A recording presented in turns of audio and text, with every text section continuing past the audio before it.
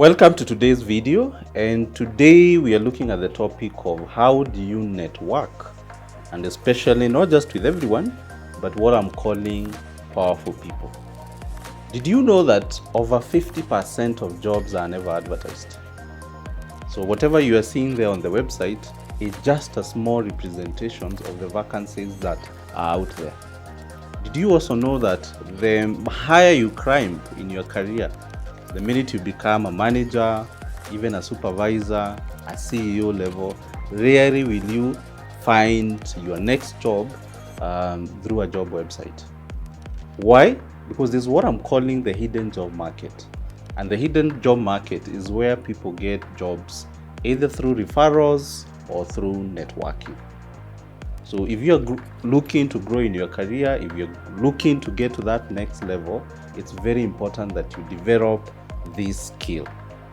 And so today I'm going to take you through this very important topic on how to network.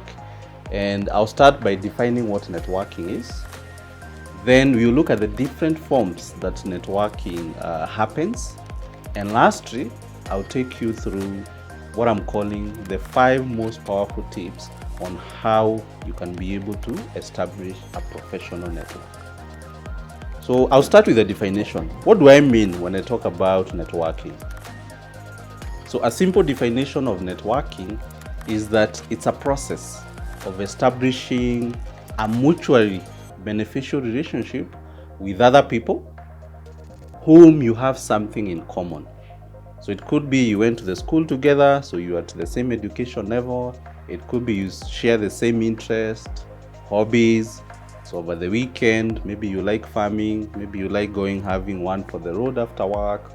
It could be because you belong to the same social status. Maybe you live in the same estate.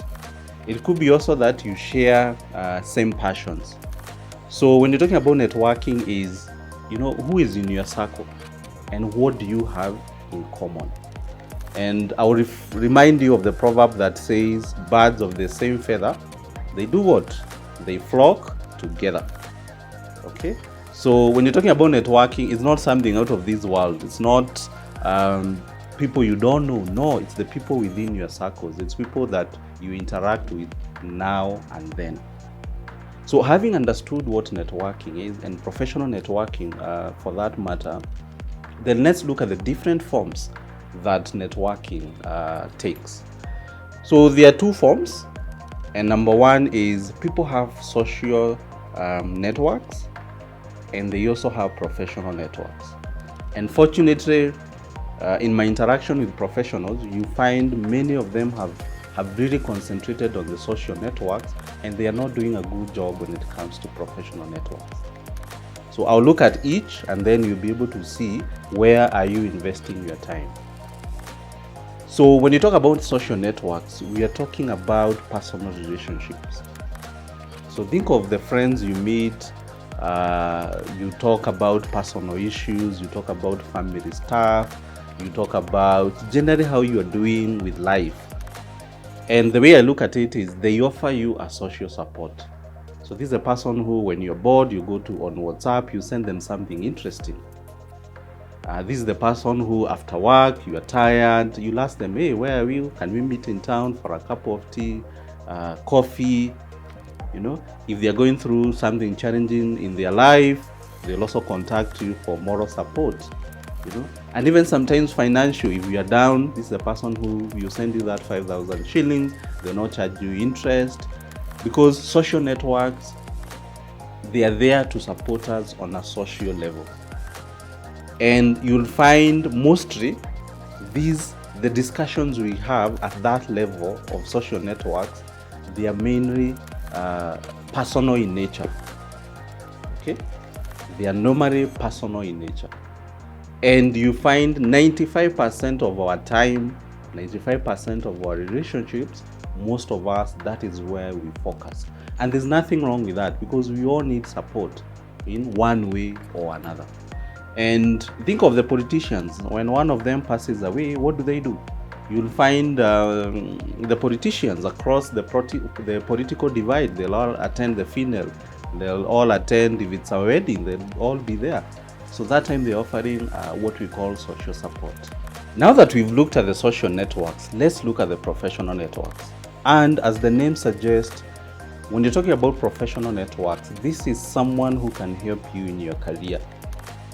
And they don't necessarily have to know you at a personal level.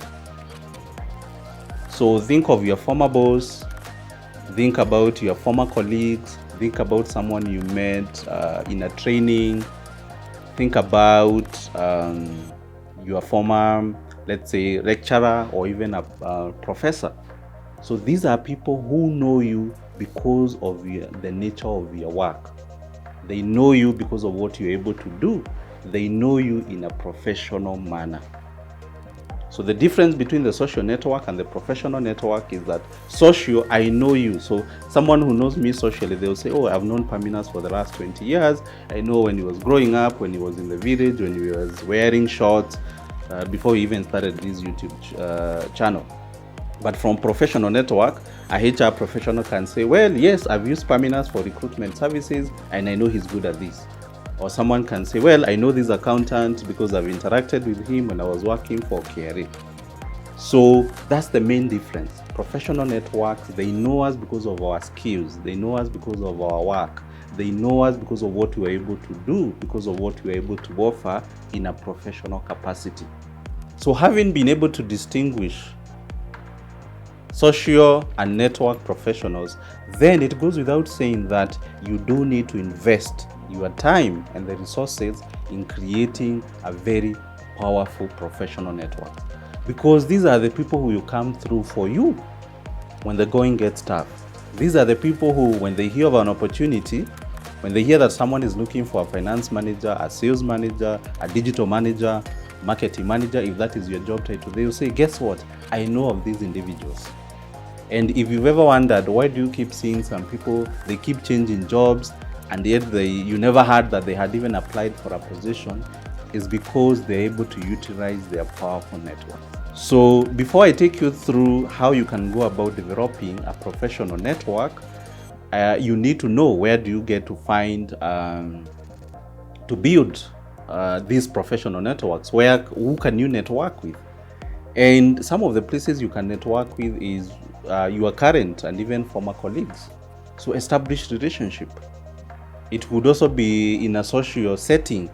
So let's say church or mosque where you attend every Sunday. Let the people get to know what you do. Don't just be the person who you don't talk to other people. Get to interact. It could be through that seminar you attended or that training.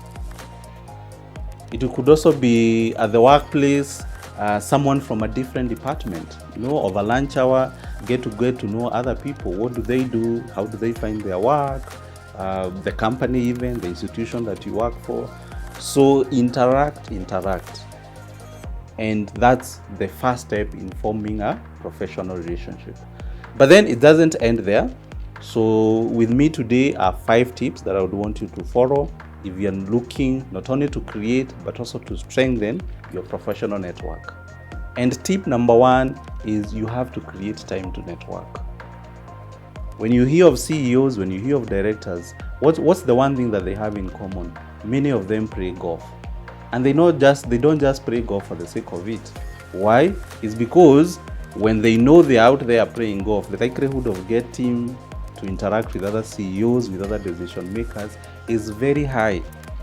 But what about the other professionals? What do you see most of the professionals doing? So their work is to report in the morning in the office, and then in the evening they go home, and after they've eaten, they're all over social media now. They're over WhatsApp, and just looking at what other people are doing. So you do have to create time to get out there, to interact with other people. So time is something that you need to invest, because it doesn't just come naturally. You will not connect with other people if you spend all your time either in the office or at home. The second tip I have for you is don't look down upon others. Most of the time we think that the people who will help us in our career, they have big titles, that they are HR managers, that they are CEOs, that they are directors, that they are board members. I'm not saying you shouldn't focus on that group. Yes, you should focus. But I can assure you, the work of the CEO is to create the position. And then what do? They'll tell the departmental heads or the other people to to look, to refer someone for that opportunity. And the CEO time also, time is a big issue when it comes to CEOs. So they may not always be accepting your calls. But you'll find it's that driver, it's that personal assistant to the CEO, it's that receptionist who will sometimes open doors for you. So my advice to you is be a decent human being. Even if it's that soldier or askari you're meeting at the gate, it doesn't hurt for you to be polite. It doesn't hurt for you to engage them in small talk. And they'll tell you one or two things that you didn't know. I remember there's a time I went for this assignment, and the meeting was supposed to take place at 11. And so, but the person who I was meeting, they texted me, told me, Perminus, we can't meet at 11, we meet at noon. And because I was already there in the office, I had this conversation. I started having this conversation with the receptionist. And from there, I got to know that the company was really not doing well, and even this person was frustrated, and they were looking to quit. Well, the reason why they were telling me that is because they knew I'm a recruiter. But from that information now, I knew then that this was not a company to engage with. So even when the person who I was to meet came, I was very keen to ask them how are they doing, and what plans do they have to handle this situation at hand, because I already knew that the company is not doing well and they wanted to let some of the staff go so that they can hire cheaper staff. So if I hadn't engaged with someone who's at that low level, I wouldn't have gotten this information. My third point to you is always stay in touch. Why? Because as we saw, you're not going to develop a network if you don't have a tight relationship with someone. And a good example is you have one friend who calls you every week, at least once or twice a week. If they ask you for 1,000 or 2,000, what is the likelihood of you telling them no? It's very low. But think of someone who the last time you talked to them was way back in high school, and now they send you that text telling you I'm in problems or I need help. Chances are you are going even to ignore that text. You're not going to say anything. Same thing with you. Staying in touch helps you strengthen the bond. And here, don't just do the technology, because technology cannot be a substitute. Yeah, once in a while you can use the WhatsApp, you can use the text, but the most powerful form of staying in touch is once in a while have the one-on-one meetings. Reach out, and people know when you've made a sacrifice, because if I tell you let's meet on Friday at 3 p.m., it's because I'm dropping. There are some things I have to drop for me to meet you, and people appreciate that. Okay, so even in this day of technology, ensure that you are still reaching out to others and having a one-on-one connection. Another very important point that you shouldn't forget is strive to be a giver, not just someone who takes. When you think about networking, when we are giving people our business cards, at the back of our mind is because this person can help me one way or another. Nothing bad with that, but people are more likely to come through for you if you've also been there for them one way or another. And it's not just a matter of money, because also when we think about giving, we think, oh, I have to be this very rich person so that others can appreciate me. There are many ways you can give. Think of time, just seeing someone, just devoting your time is enough for someone to start appreciating you. Think about advice. You could give someone advice. Even a CEO, you could tell them, oh, you are running this institution, you're having high staff turnover. You can do ABCD, or I read here, or a friend of mine told me they did the same and the situation changed. So here you are giving advice. You can also give your expertise, without charging. So for example, if you're a good videographer and someone is setting up a channel like this, or they're asking you, how do I do digital marketing? You can go there, volunteer, give them advice. And someone you never forget, they always say, okay, when I was starting out, this individual came through for me. And guess what? When they hear that someone is looking for a videographer, they hear there's someone who needs someone of your skill set, you definitely come to mind. So strive to be a giver. not just a taker.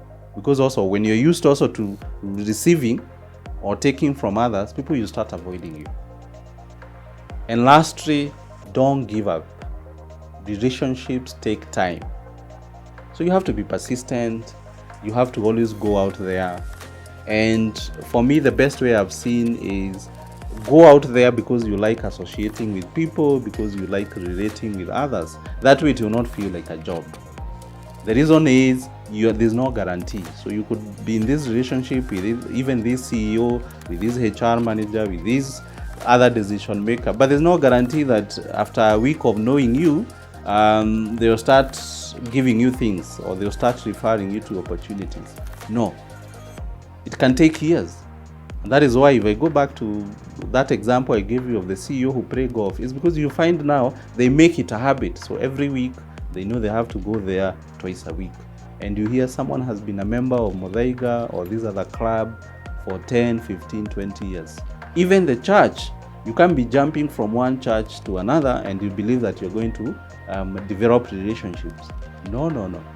So relationships, they do take time, so you have to invest.